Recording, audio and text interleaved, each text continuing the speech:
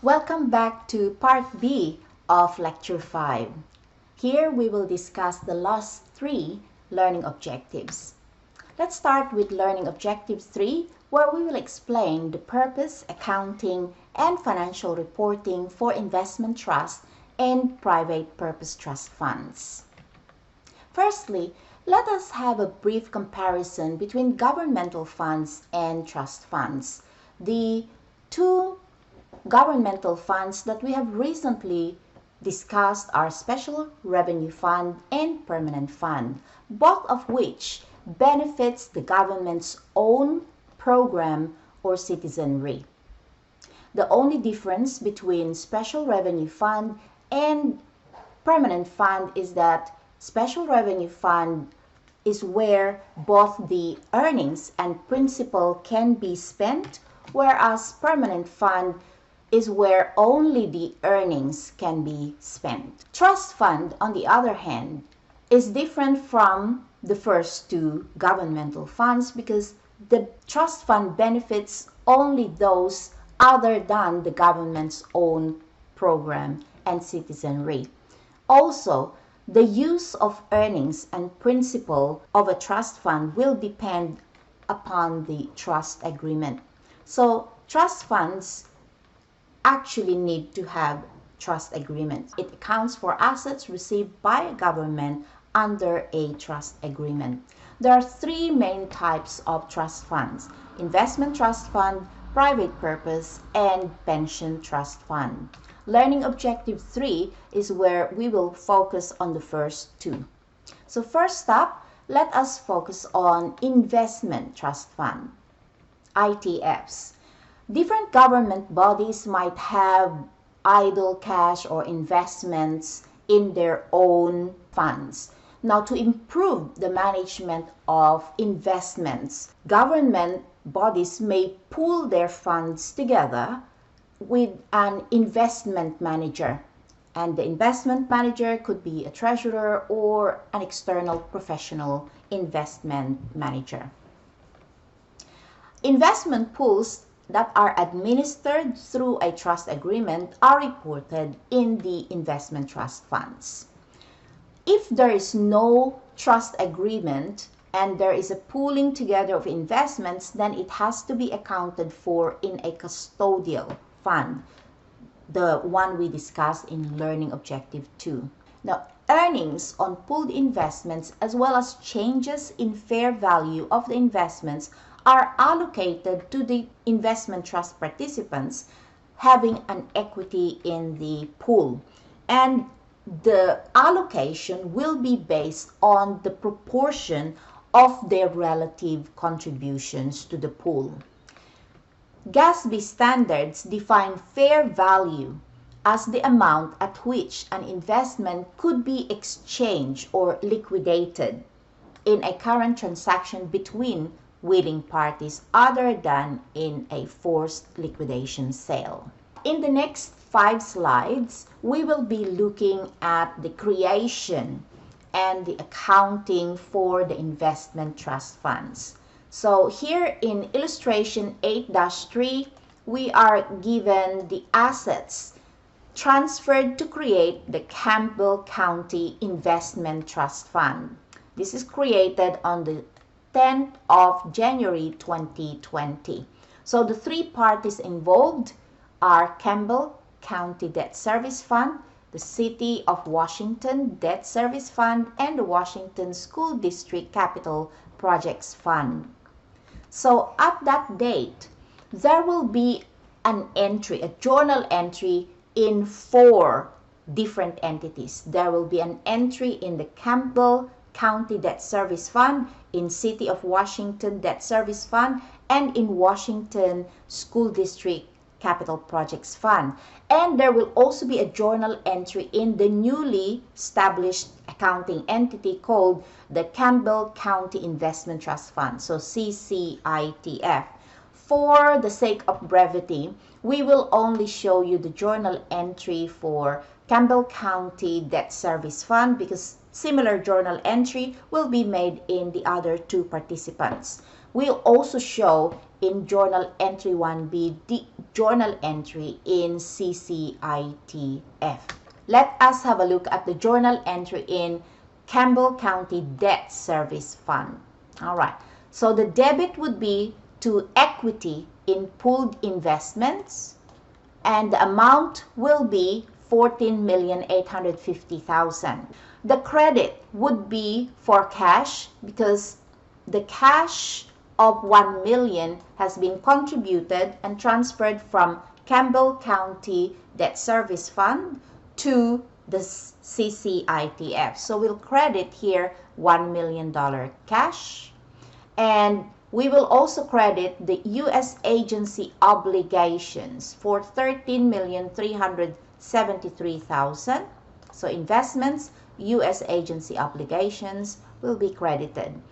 We also need to recognize the change in fair value for the U.S. agency obligations. So there's 52,000 change. So we'll credit revenues, change in fair value of investments, 52,000, and we'll also need to recognize the accrued interest of 425,000. So we will credit revenues, investment earnings for 425,000.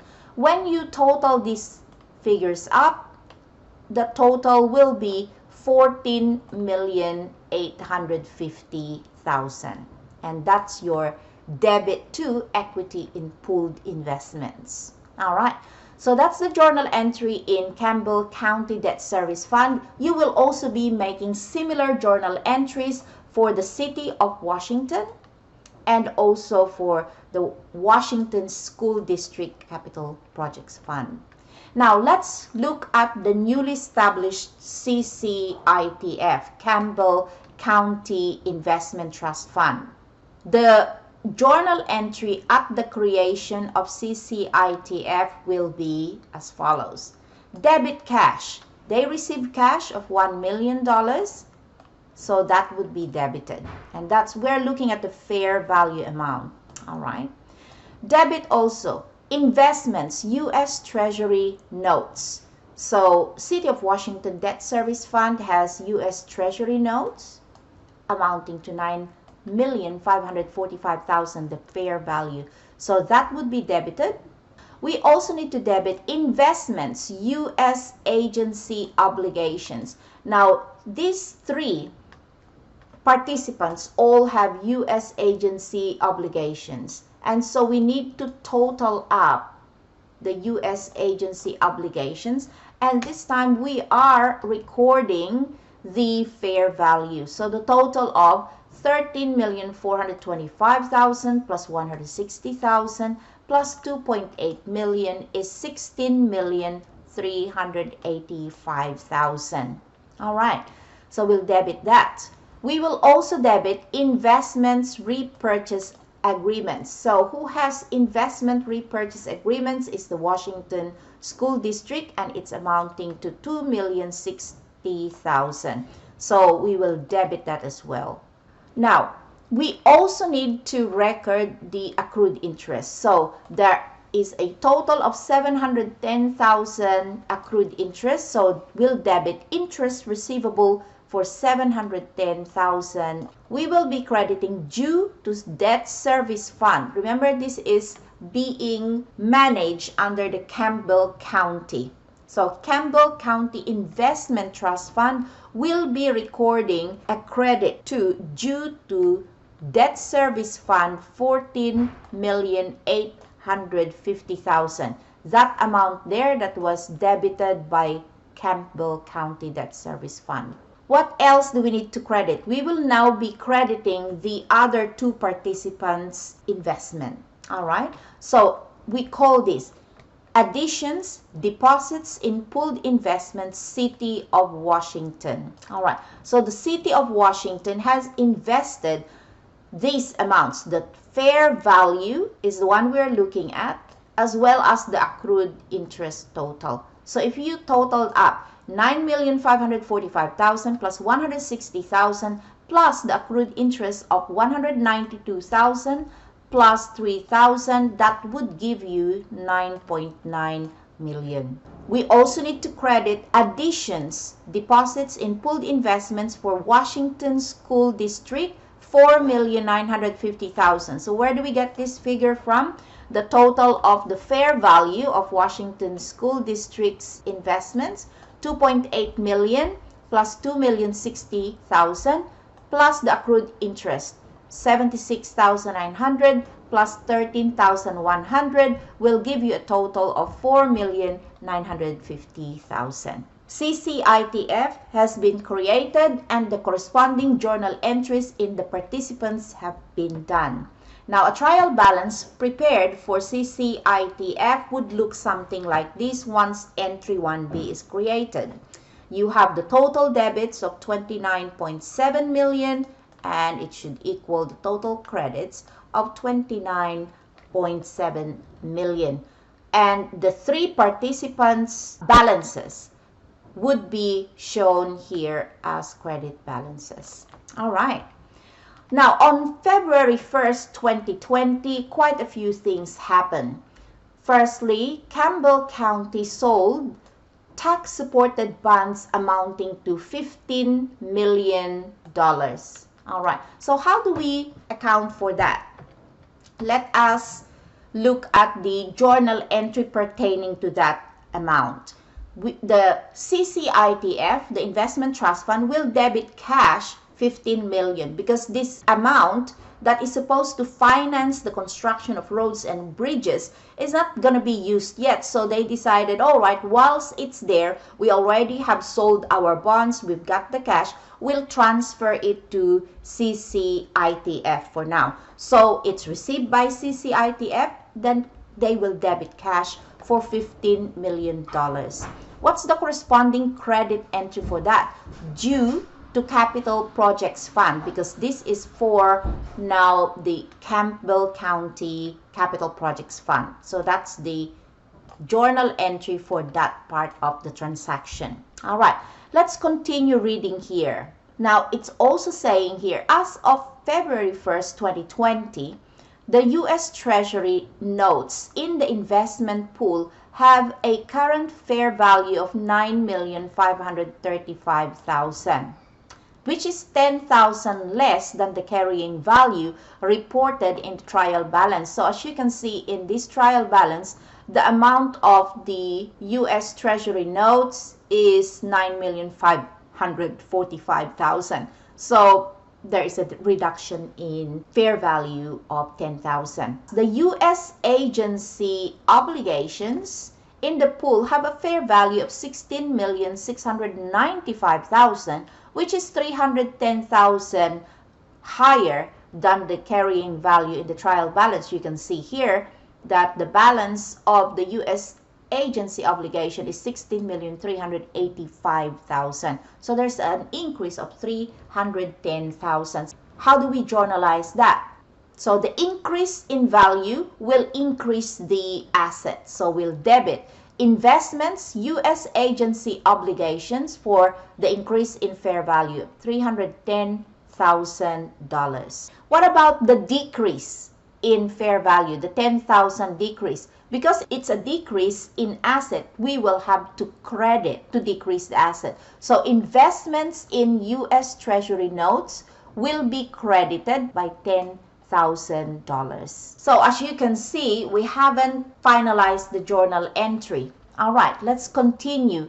Overall, there is a decrease of 10,000 in one asset and an increase of 310,000 in the other asset. So there is a net increase of 300,000. So how do we distribute this 300,000 increase in fair value? So it says here, the amount of that 300,000 net increase in carrying value should be credited to a liability account for the share of the internal participants.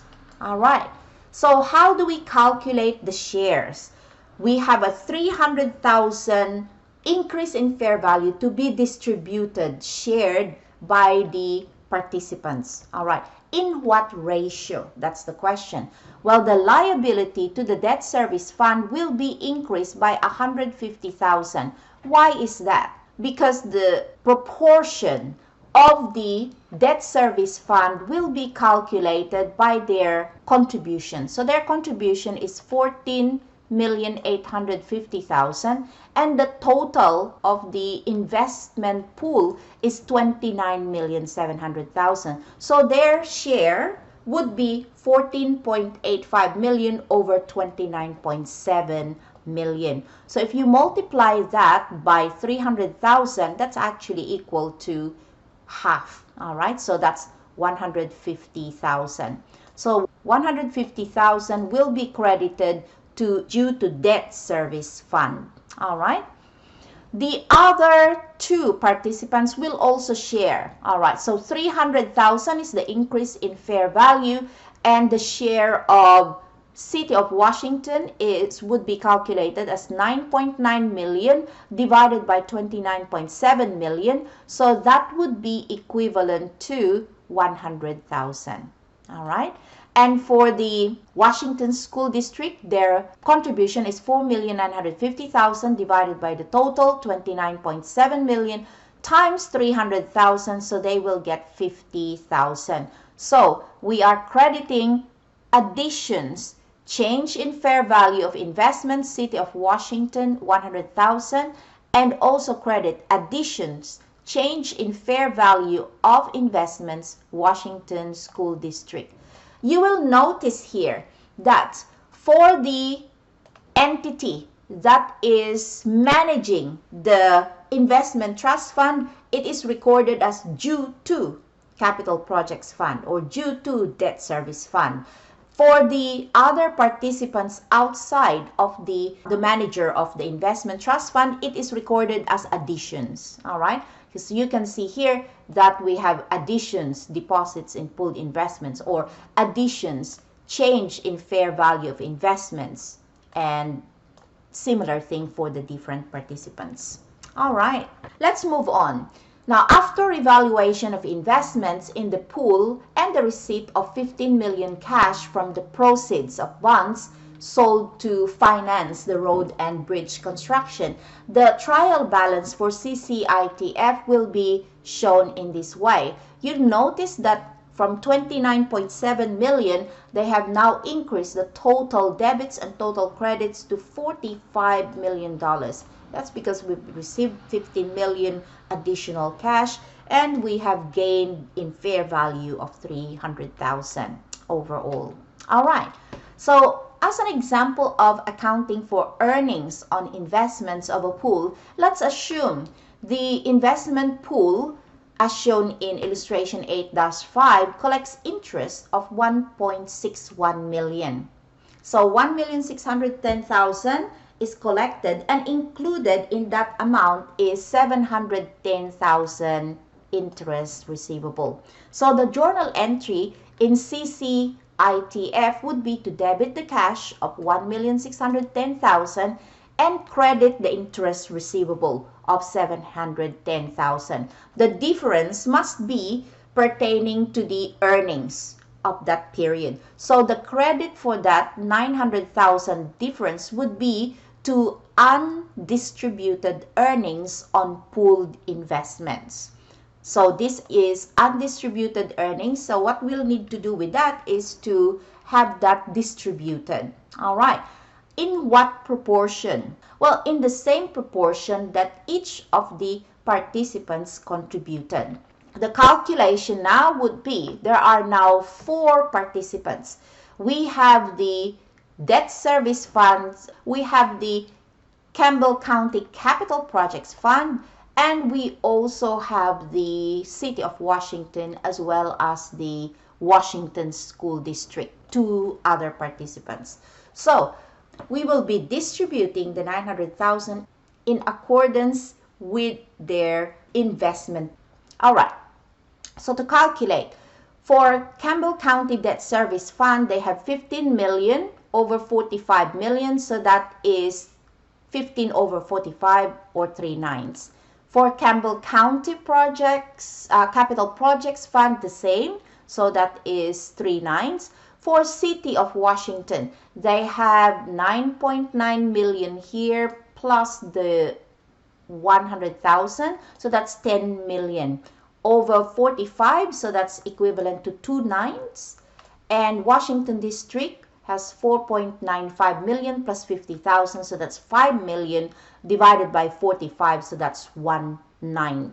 All right, so the undistributed earnings on pooled investments will now be distributed. So we'll debit that for 900,000, and we will be crediting these amounts due to debt service fund 300,000. So that's 900,000 times 3/9. Due to capital project fund will also be credited for the same amount because they have the same proportion. And also credit additions investment earnings City of Washington for 2/9 of 900,000, so that's 200,000, and 1/9 of 900,000, that is 100,000, will be credited to additions investment earnings for Washington School District. So now we are going to look at the internal management of the pool. So how is this enhanced? Well, if each participating member of the pool maintains an asset account that is called equity in pooled investments, then they are able to monitor the balance of their investments in the investment trust fund. All right. So in the Campbell County example, Campbell County Debt Service Fund's equity in pooled investments would have a debit balance of 15 million. So whatever is shown as the balance in the investment trust fund, that should be the balance in the account called equity in pooled investments for each of the participating government bodies. All right. Now, upon notification of the earnings distribution on the pooled investments, the Campbell County Debt Service Fund would be making the following entry because they were receiving or supposed to receive 300,000, right? So the journal entry in Campbell County Debt Service Fund would be to debit equity in pooled investments of 300,000 to increase their balance, and they will credit revenues investment earnings for 300,000. Okay, to continue, let us assume that during fiscal year 2020, the realized gains on sales of pooled investments of the CCITF that's credited to the undistributed change in fair value of pooled investments amounted to 235,000. This is the excess of fair value at the sales date. So these are realized because they sold already and they made a profit of 235,000.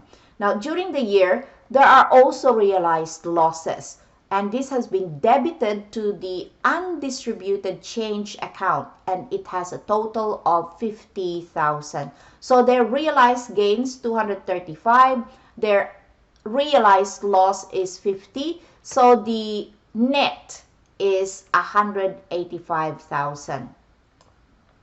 Now, also assume the net effect of the marking of the portfolio to fair value showed an unrealized gain of 265,000, and this is credited to undistributed change account. The net effect of recognizing the gains and losses would be 450,000 in total because this is a net realized gain of 185,000 and an unrealized gain of 265,000. So the total is 450,000. So the journal entry in CCITF would be to debit the investments. We should be debiting specific investments, but for brevity, we just show a lump sum amount, all right?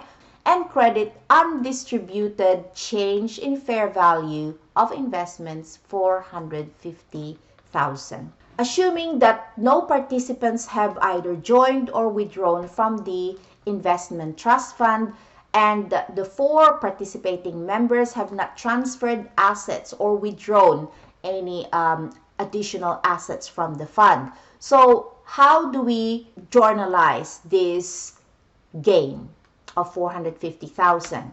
All right. in the investment trust fund, we will be debiting undistributed change in fair value of investment, 450,000. And then we will credit due to debt service fund, 150,000. We will use the same ratio that we use in the earlier entry in journal entry 4A. So remember that debt service fund has 3/9. Capital project fund has the same amount, so it's 3/9 as well. The City of Washington has 2/9, and Washington School District has 1/9. All right, so 450,000 times 3/9 is 150,000. So we will credit due to that service fund and due to capital projects fund for the same amount, 150,000. The additions, change in fair value of investments for City of Washington will be credited for 100,000. So that's just 450,000 times 2/9. Okay? And additions to change in fair value of investments, Washington School District, will also be credited for 50,000. How did we get that? It's 450,000 times 1/9. All right. Now, at December 31st, 2020, the interest earnings of 720,000 had accrued, and it is recorded as debit to interest receivable and credit to undistributed earnings on pooled investments, 720,000. Now, assuming that the accrued interest was immediately distributed to the investment participants, we have credited undistributed earnings on pooled investment. We will then debit that undistributed earnings on pooled investment, 720,000, and we will distribute that amount to the 4 participants in, again, the same ratio as what we did here. So 3/9 will go to debt service fund and capital projects fund. So how did we get 240,000? 720 multiplied by 3/9 will be 240,000. And so we'll credit due to debt service fund, 240. Credit also due to capital projects fund, 240,000, because they have the same proportion.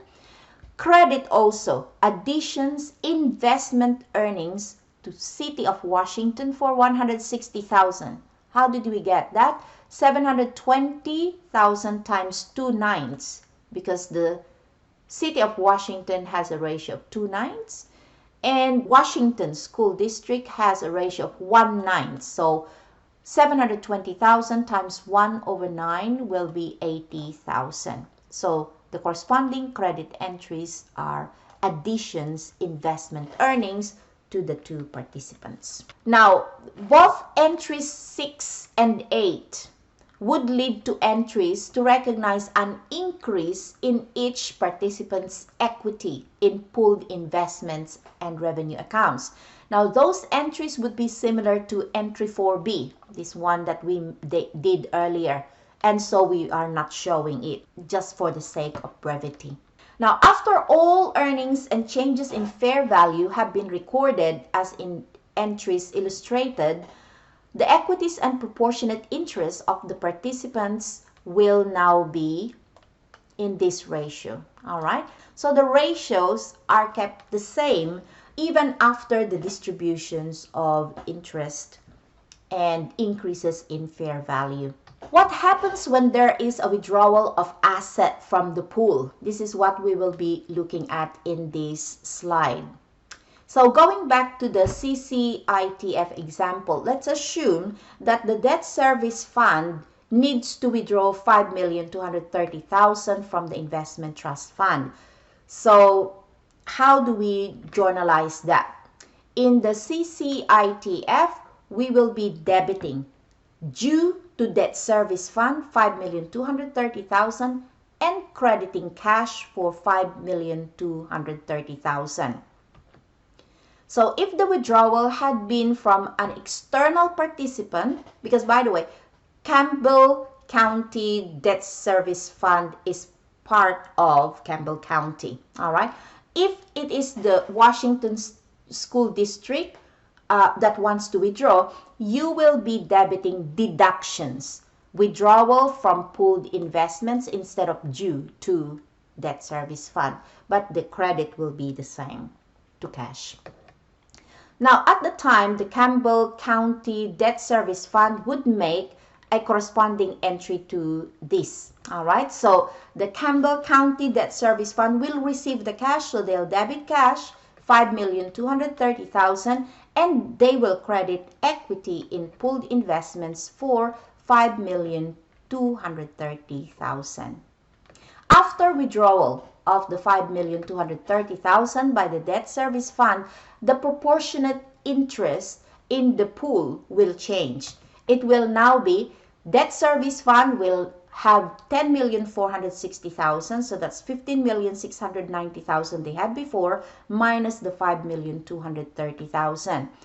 Capital Projects Fund is still the same, 15,690,000. City of Washington and Washington School District did not have any withdrawal, so they will still have the same balance. What you'd notice, however, is that the ratio or the proportion will now change because there is a withdrawal from debt service funds. So instead of maintaining their 3/9 ratio or 1/3, they only have now 25%. All right. The Capital Projects Fund has the biggest share now of 37.5%. City of Washington has 25%, now equal with the Debt Service Fund, and Washington School District 12.5%. Now, closing entry. To assist in preparing financial statements, the addition accounts that you will see in Journal Entries 1B, Journal Entry 2, 4A, 6, and 8, which reflect the changes in the external participants' proportionate interest due to net new deposits or withdrawals, then the investment earnings as well as changes in fair value, all this must be closed to the appropriate net position accounts. So journal entry number 10 is what closes the additions. All right. So to close the additions, we will be debiting all of them. So debit additions, deposit in pooled investments, City Washington, 9.9 million. You will get these figures from the journal entries that we have made earlier. So 9.9 million, as you can see, is from journal entry 1B. We'll also debit additions, deposits in pooled investments, Washington School District, 4.95 million. That's also in entry 1B. We'll also debit additions, investment earnings, City of Washington, 360,000. You'll get this from journal entry 4A plus journal entry 8. 180,000 for Washington School District is from 4A and entry 8. Additions, change in fair value for City of Washington is from journal entry number 2 and journal entry 6 with a total of 200,000. And additions, change in fair value of investment for Washington School District has a total of 100,000. It was 50,000 in journal entry 2 and another 50,000 in journal entry 6. What do we credit? We'll credit net position held in trust for participants, City of Washington, 10,460,000. So if you total up all of those that pertain to City of Washington in this entry, you will get a total of 10,460,000. And also credit net position held in trust for participants, Washington School District, 5,230,000. So again, if you total up all those that pertains to Washington School District, you will get a total of 5,230,000. All right. So that is accounting for investment trust. How do we account for private trust funds? What's the difference between public trust and private trust fund? Public trust funds is accounted for under the government activities, all right? And these are those funds for which the fund is being used for the service that will benefit the general public. Private trust funds, on the other hand, will have beneficiaries that are private. So it could be private individual, it could be a private organization, or it could be other governments as well. But it's not meant for the general public. So private trust funds is actually under fiduciary activities. Now, private purpose trust funds is where individuals or organizations establish a trust agreement to confer assets or the management of the assets to another party at present time or at a future date. So the fair value of assets placed in the trust is referred to as principal or the corpus of the trust. If the principal of the trust must be held intact, that means they can't be spent, all right, to produce income, that means the trust is called an endowment fund, an endowment trust fund. So the income from the assets of an endowment trust fund may be used only for the purpose specified by the trustor or the grantor of that fund. We will not be having another illustrative example just like what we did, because there is very little difference in accounting and reporting for private purpose trust. It will be similar to investment trust fund that has already been illustrated. So the journal entries and the financial statements will be similar. All right. The financial statements for any fiduciary fund will be something similar to this. So here we have Campbell County Statement of Fiduciary Net Position and Statement of Changes in Fiduciary Net Position. Does this look familiar? Illustration 8-6 and illustration 8-7 have been shown earlier. All right. So what's included in both these statements are the custodial funds and the investment trust funds.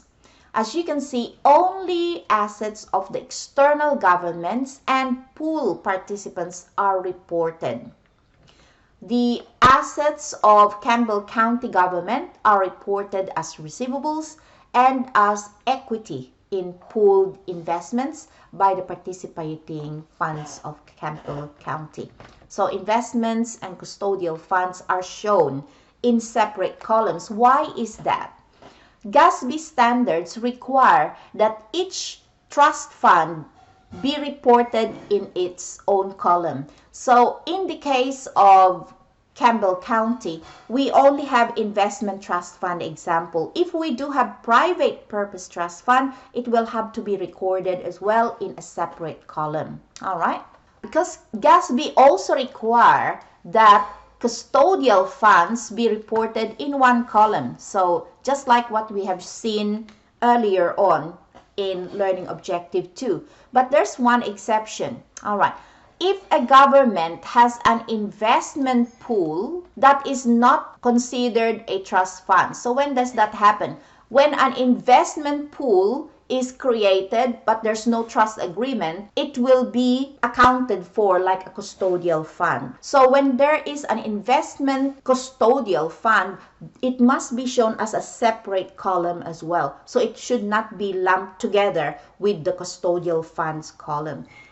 In the case of Campbell County, we have one custodial fund, the tax custodial fund. But if there is an investment custodial fund, it has to be shown as a separate column as well. Just to show you where we get these figures from. So you remember that in journal entry 10, these are the closing entries, right? So in the statement of changes in fiduciary net position, additions, the contributions of the participants are shown here.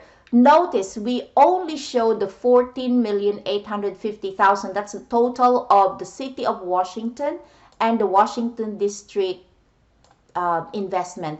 Why is that? Because we're only showing the assets of the external governments and pool participants. The 540,000 represents the investment earnings for both the external participants, the total of the investment earnings for City of Washington and Washington School District, and the 300,000 is the total of the change in fair value of the external participants. All right, and the total of that will represent the change in net position, which is shown in both the statement of changes in fiduciary net position and also in the statement of fiduciary net position. So that's learning objective 4. Finally, we have arrived at the last learning objective, where we will explain the purpose, accounting, and financial reporting for pension trust funds.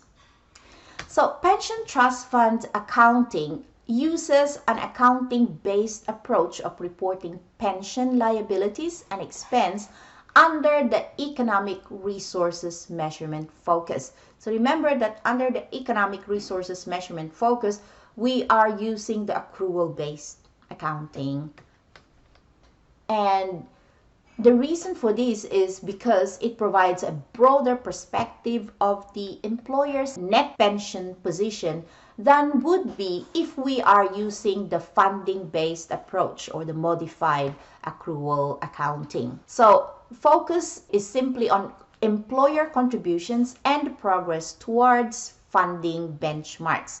Now, there are two main types of pension plans: the defined contribution plans and the defined benefit plans. And the names are actually quite self-explanatory. So in defined contribution plans, what is defined is the contribution. Contribution is specified as an amount or the rate. So for example, I'm an employee and I am, let's say, using the defined contribution plans, we will just specify the rate. So say 8% of my salary will be deducted from my pay and it will be put into a pension fund.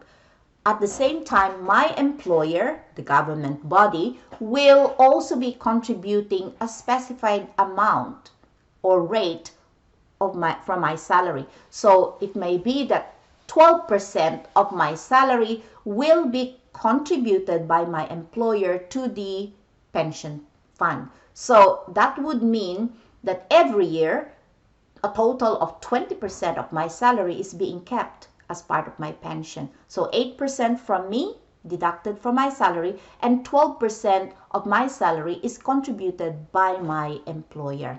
So in the defined contribution plan, the benefits payable depend on the contributions made and the performance of the members' accounts. It's quite simple to account for a defined contribution plan. It's the defined benefit plan that is a little bit more complicated. So in the defined benefit plan, the amount of benefits is specified.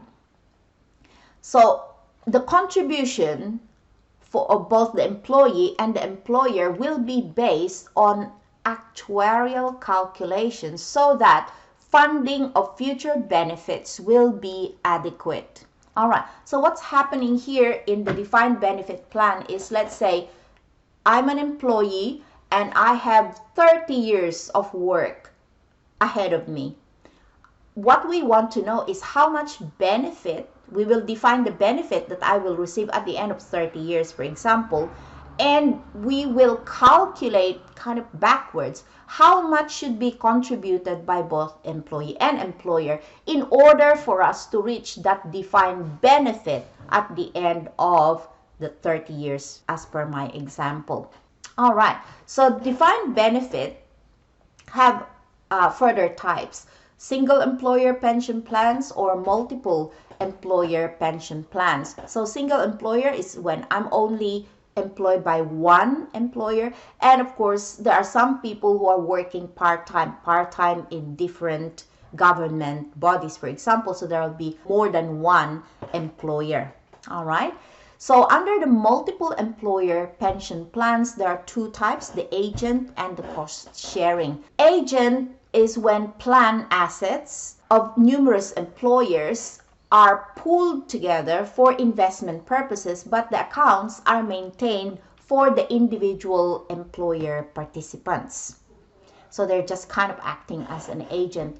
In a cost sharing, the pension obligations of many employers are pulled together. And so the plan assets can be used to pay the benefits of employees of any employer that provides the pensions through the pension plan. So it's kind of all pulled together, and it doesn't matter whether you're employed by government A, B, or C.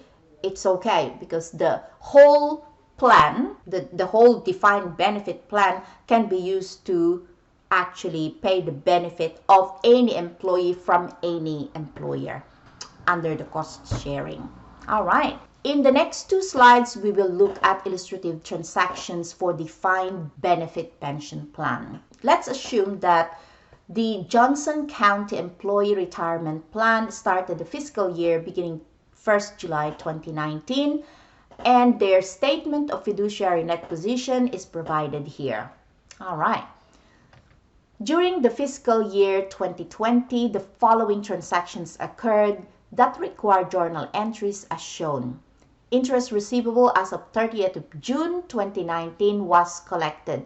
So the interest receivable according to the statement of fiduciary net position is 2,507,612.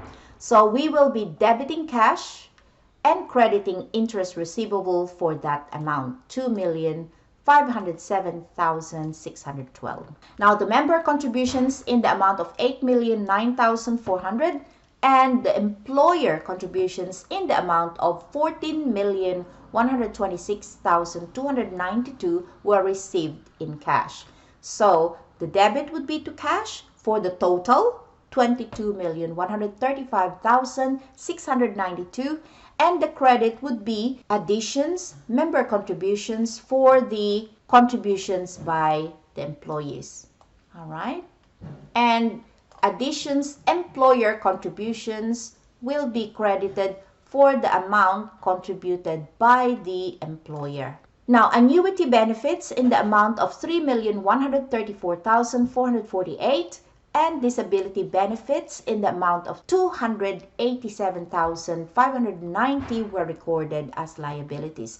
So the journal entry would be to debit deductions. Annuity benefits for the given figure, 3 million plus, and also debit deductions from disability benefits for 287,590, and the credit would be to accounts payable and accrued expenses for the total. Accounts payable and accrued expenses paid in cash amounted to 3,571,969. So we will be debiting accounts payable and accrued expenses for that full amount and credit cash for the same amount as given here. Now, terminated employees whose benefits were not vested were refunded $2,057,265 in cash. We will be debiting deductions, refunds to terminated employees for $2,057,265 and credit cash for the same amount. Now, investment income received in cash amounted to $9,440,769 and $4,882,076 of the interest income was accrued at year end. Let's journalize that first, shall we? So, we will be debiting cash for $9,440,769, also debiting $4,822,076 for interest receivable. And our credit would be additions, investment income for the total, $14,262,845. In addition, it says here, the fair value of investments in bonds decreased during the year by $5,626,382, and the fair value of investments in common stocks increased by $3,427,600. So the increase in fair value will be debited to investments in common stock for that amount as given, and the decrease in investment bonds will be credited to investment bonds for that amount, 5,626,382. And the difference of 2,198,782 will be debited to deductions, change in fair value of investments, because the decrease is greater than the increase in fair value. Commercial paper and repurchase agreements carried at a cost of 1,354,568 matured, and cash in that amount was received. So we will be debiting cash for the amount stated and credit commercial paper and repurchase agreements for that same amount. All right. Common stocks carried at fair value of 6,293,867 were sold for that amount. 1,536,364 was reinvested in common stocks and the remainder in bonds. And an additional amount also was invested in bonds. So we'll enter the common stocks that have been sold first. So we'll debit cash because we have sold, we receive cash for 6,293,867 and credit the investment in common stocks for the same amount. All right. Then let us record these 1,536,364 that was reinvested. So we will debit investment in stocks for that amount, $1,536,364. And how much are we investing in bonds actually? The remainder of that will be invested in bonds.